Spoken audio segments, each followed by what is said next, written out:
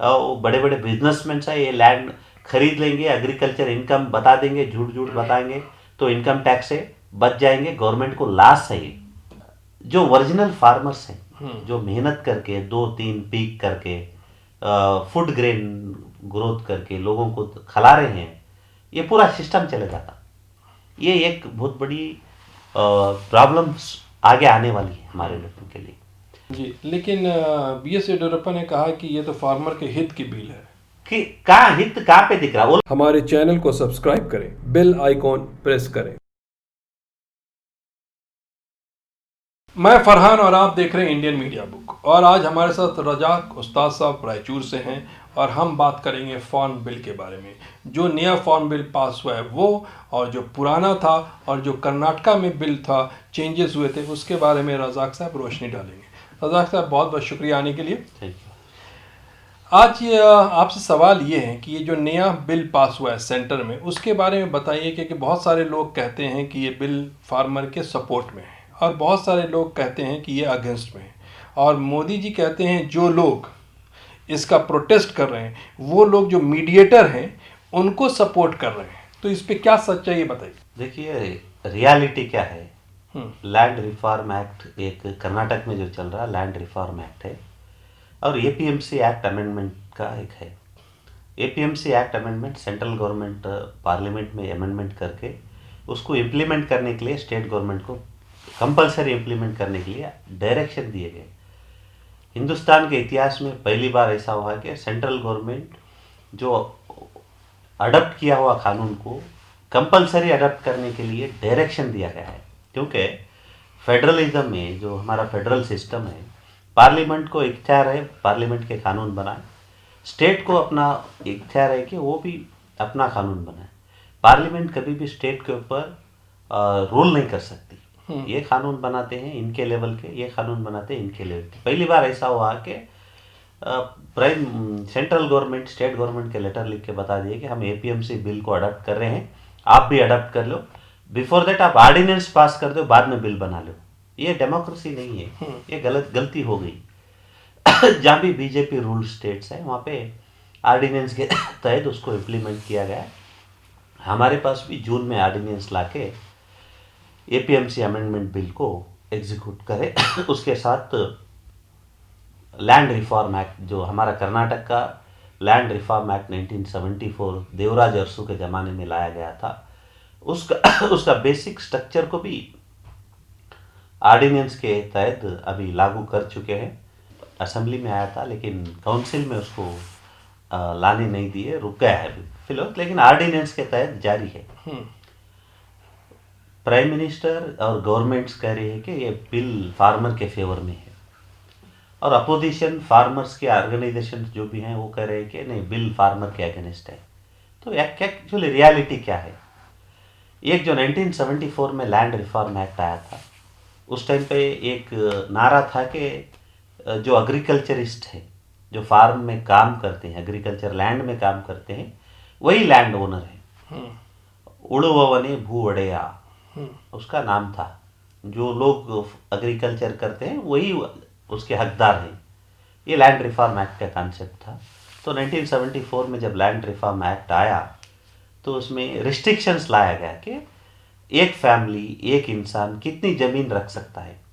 तो उनके हैसियत के हिसाब से जितनी ज़मीन एक इंसान एग्रीकल्चर काम में यूज़ कर सकता है उतनी ही ज़मीन वो लोग रख सकते हैं। एक इंसान के लिए 4 यूनिट, एक फैमिली के लिए 20 यूनिट लैंड रखने की इख्तियार दिया गया था। एक यूनिट के एक यूनिट इसका मतलब 4.5 एकड़ लैंड होती है। अच्छा, एक आदमी अगर फैमिली में है तो 4.5 एकड़ लैंड रख सकता है। नहीं, 4 यूनिट। 4 यूनिट मतलब 18 एकड़ लैंड रख सकता है। ओके। और 5 लोग से ज़्यादा फैमिली है तो 108 एकड़ रख सकते हैं, उससे ज़्यादा नहीं रख सकते। क्योंकि राजा महाराजाओं का ज़माना था बिफोर इंडिपेंडेंस, कॉन्स्टिट्यूशन एग्जीक्यूट होने से पहले।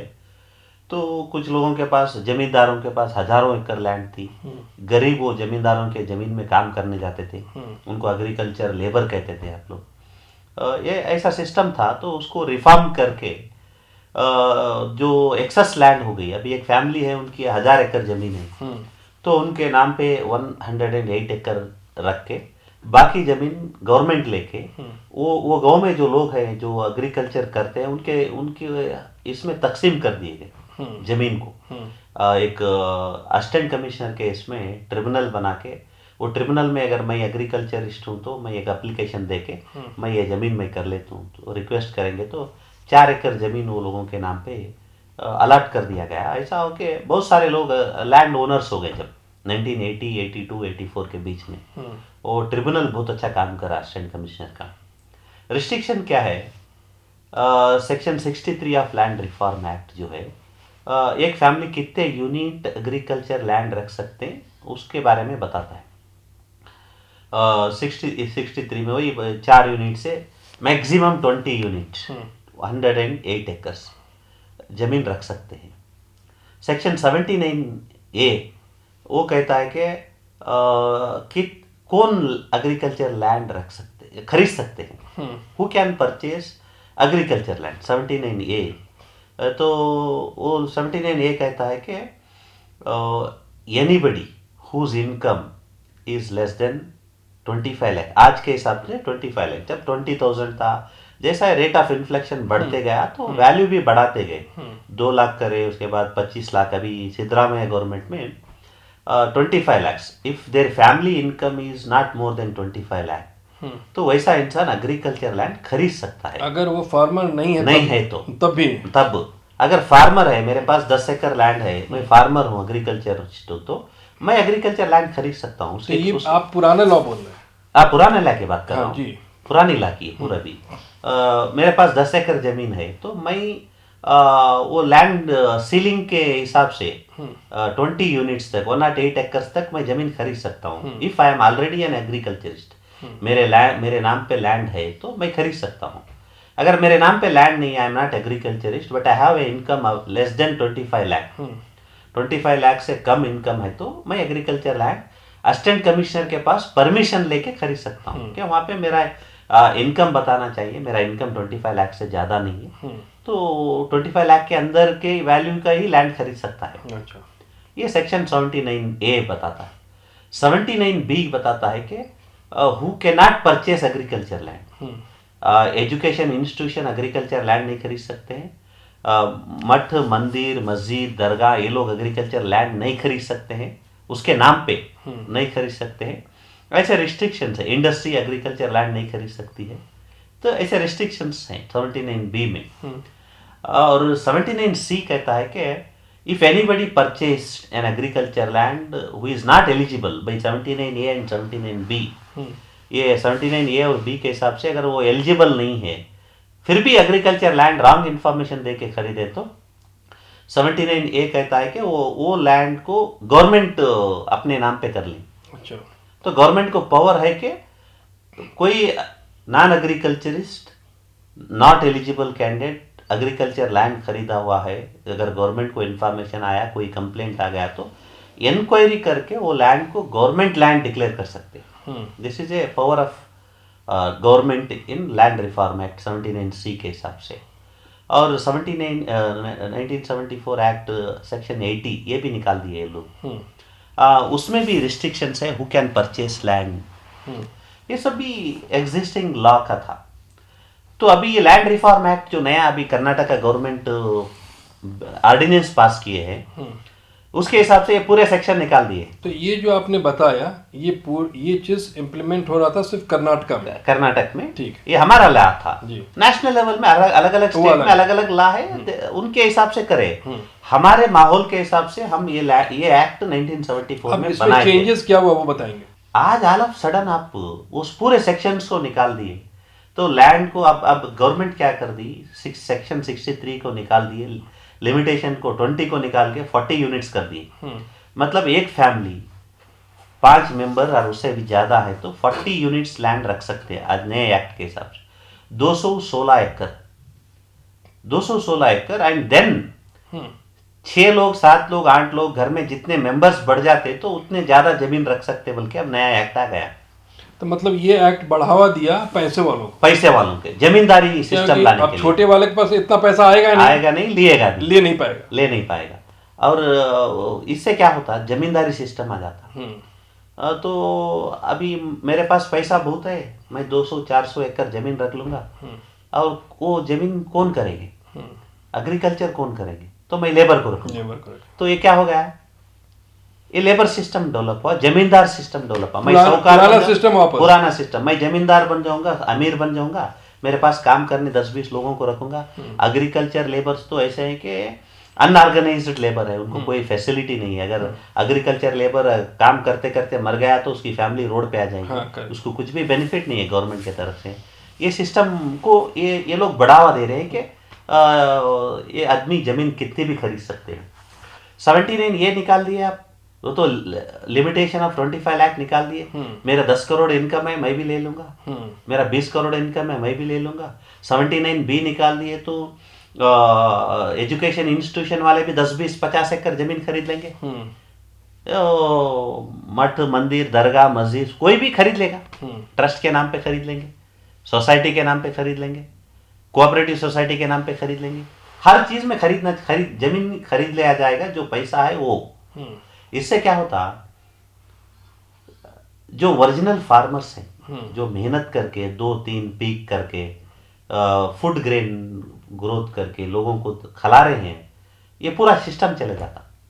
ये एक बहुत बड़ी प्रॉब्लम आगे आने वाली है हमारे लोगों के लिए। गवर्नमेंट क्यों ऐसा कर रही है तो पता नहीं, लेकिन देखो मेरे पास 50 लाख इनकम है, 1 करोड़ इनकम है, तो मैं इनकम टैक्स में आ जाता। अगर मैं 50 एकड़ जमीन ले लिया तो 50 एकड़ जमीन का मैं इनकम बताऊंगा कि मेरा 50 लाख इनकम है, तो I will be free from income tax. तो गवर्नमेंट को धोखा देने के लिए एक सिस्टम बनाई, क्योंकि एग्रीकल्चरल इनकम को इनकम टैक्स नहीं अप्लाई करता। इनकम टैक्स सेक्शंस में एग्रीकल्चरल इनकम को इनकम टैक्स अप्लाई नहीं होता। तो ये जो भी इनकम ज्यादा है, ये लोग क्या करेंगे, तो एग्रीकल्चर लैंड खरीदेंगे। कौन करते वो पता नहीं, ये लोग तो नहीं करते, बेंगलोर में रहेंगे, सिटीज में रहेंगे, बड़े बड़े ऑफिसर्स हैं, बड़े बड़े बिजनेसमैन हैं, ये लैंड खरीद लेंगे, एग्रीकल्चर इनकम बता देंगे, झूठ झूठ बताएंगे, तो इनकम टैक्स से बच जाएंगे। गवर्नमेंट को लॉस है, अनदर वे गवर्नमेंट को लॉस है। और सेकंड क्या है, छोटे छोटे फार्मर्स है, गरीब हैं, 2 एकड़ 4 एकड़ 6 एकड़ है, ये पूरी जमीन बेच लेंगे, क्योंकि तो पैसों की तो हर एक को जरूरत है, आज के लिए बेच लेंगे। बेच के कहाँ जाते हैं लोग, फिर वही फार्म में काम करने के जाना, they will become labours. And अमीर अमीर बनता जाएगा, गरीब गरीब बनता जाएगा, लेबर लेबर ही रहेगा, अमीर अमीर बनता जाएगा। ये so it is against to the principle of 1974 land reform act. इसलिए फार्मर्स ऑर्गेनाइजेशन हर एक आदमी अपोज कर रहे हैं। तो मैं ये नहीं समझ रहा कि गवर्नमेंट किसके फेवर में काम कर रही, whether it is working in favour of the public और in favour of the corporate, अमीरों के लिए, बड़े बड़े लोगों के लिए काम कर रही है। ये एक सिस्टम है जी। लेकिन बी.एस. येडियुरप्पा ने कहा कि ये तो फार्मर के हित की बिल है, कि कहाँ हित कहाँ पे दिख रहा। वो लोग बता रहे हैं कि, और एक बात चली डिस्कशन में आया था कि नहीं ये क्या हो जाता, बहुत पैसे रेस वाले आके जमीन खरीदेंगे, जमीन वैल्यू बढ़ जाएगा और फार्मर को अच्छा रेट मिल जाएगा। अरे फार्मर को अच्छा रेट मिलने से गवर्नमेंट को क्या फायदा। एक रूरल एरिया है, 5 लाख को एकड़ जमीन है आज के हिसाब से, तुम्हारे एक्ट के हिसाब से अमीर आदमी आके 20 लाख को भी खरीद लिया, वो इंसान क्या जो बेचा है वो क्या करेगा, तो वो 20 लाख लेके ये इंसान खर्च कर लेगा। वो ह्यूमन इंडेक्स ये है कि खर्च कर लेगा, घर बनाएगा, कुछ भी पैसा खर्च कर लेगा, 1 महीना 2 महीने 4 महीने में उसके पास पैसे खत्म हो जाएंगे। उसके बाद क्या करेगा, वो लेबर बन जाएगा। यार लेबर बना, एग्रीकल्चर लेबर बनना चाहिए, या कहीं तो माइग्रेट होके सिटी में आके ये कंस्ट्रक्शन लेबर, वो लेबर, ये लेबर, उसकी जिंदगी बर्बाद हो जाती है। तो ये फार्मर के फेवर में कैसा होता, पैसों के लिए फार्मर फेवर बोलते हैं, तो ये फार्मर फेवर नहीं है। ये बताओ 79 ए बी सी और सीलिंग एक्ट ही निकाल दिए तो क्या फायदा।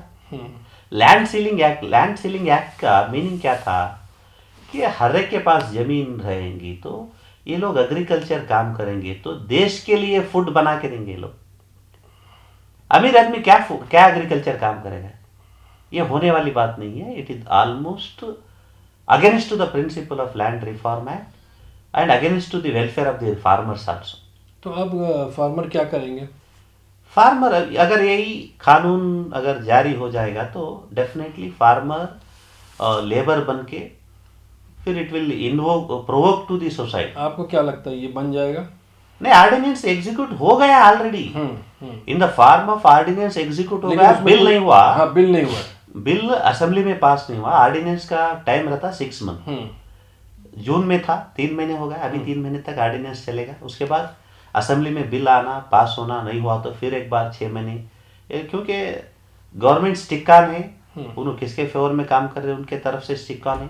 यहाँ एक बहुत बड़ी बात क्या है, ये जमींदारी सिस्टम जो है ये देश के लिए अच्छी बात नहीं है, क्योंकि हमारे पास 35-40 करोड़ पॉपुलेशन है।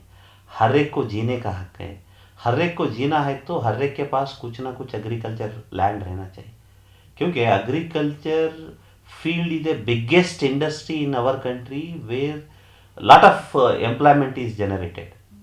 तुम उसको बंद करना चाह रहे हैं, ये अच्छी बात नहीं है। इसको अपोज तो चल रहा है, कब तक चलता पता नहीं। लेकिन ये बताइए कि ये जो ऑर्डिनेंस पास हुआ है, इस बीच में सपोज लीजिए मैं एलिजिबल नहीं था और जाके खरीद लेता हूँ और कल ये बिल पे रोक लग जाता है, तब मेरे जैसे आदमी का क्या होगा? वापस जाएगा कि नहीं उस वक्त हो गया था, आप रख लो, नो प्रॉब्लम? नहीं, वैसा नहीं हो सकता, वापस नहीं जा सकता, क्योंकि अगर ऑर्डिनेंस विड्रा हो गया कल तो क्या क्या हो जाता, 1974 का एक्ट ही होगा। एक्ट के हिसाब से आप जमीन नहीं रख सकते, आप फिर बेचना चाहिए, बेचते वक्त खरीद नहीं सकता कोई, क्योंकि पैसा नहीं है। कौन खरीदना? एग्रीकल्चरिस्ट ही खरीदना, अमीर तो खरीद नहीं सकता। तो आप 10 लाख में एकड़ खरीदे तो 1 लाख में एकड़ बेच के वापस आना पड़ता। नहीं, ये भी हो सकता है कि अगर मान लीजिए कल बिल बनाने से पहले, अभी हो सकता है बहुत सारे लोग खरीद रहे होंगे, हाँ, खरीद लें और कल एक लॉ लाया जाए कि चलो बिल तो पास नहीं करेंगे लेकिन जितने लोग खरीद लिए उनको हम लोग अलाउ करते हैं। नहीं, कौन से एक्ट में अलाउ करते हैं? नया एक एक्ट गवर्नमेंट है, बना सकती है। नहीं, बनाने मतलब नहीं है ना, नहीं तो क्या क्या फायदा है? कोई एक्ट में उनको अलाउ नहीं कर सकते। 74 के एक्ट में ही रखेंगे तो ये लोग बेच के वापस जाना पड़े। जो भी इन्वेस्ट करेंगे ये लोगों को लॉस है, क्योंकि गवर्नमेंट के पास कमिटमेंट नहीं है तो क्या भी नहीं कर सकते उसके। तो कितना % आपको उम्मीद है कि ये बिल पास हो ही जाएगा? Majority depends on majority. Assembly में तो मेजॉरिटी है, काउंसिल में मेजॉरिटी नहीं है। अगर कोई लोग सपोर्ट कर दिए, वहाँ भी पास हो गया तो बिल बन गया। कहाँ चैलेंज करेंगे आप? रास्ते पे ही एक कहावत है अभी चल रही है, ये जो भी फार्मर्स प्रोटेस्ट चल रहे ये अभी सीरियसली चलेंगे मेरे ख्याल से, क्योंकि ज़्यादा अभी पेंडेमिक की वजह से ज़्यादा लोग आ रहे नहीं, आगे ये बढ़ते जाएगा। ये गवर्नमेंट के खिलाफ एक अच्छी मूवमेंट हो सकती है। ऑल अपोजिशन पार्टी इसके लिए एक होकर लड़ना चाहिए, नहीं तो क्या होता, देश के जो हम farmers are backbone of the country बोलते हैं, वो मीनिंग चले जाता है। हमारे चैनल को सब्सक्राइब करें, बेल आइकॉन प्रेस करें।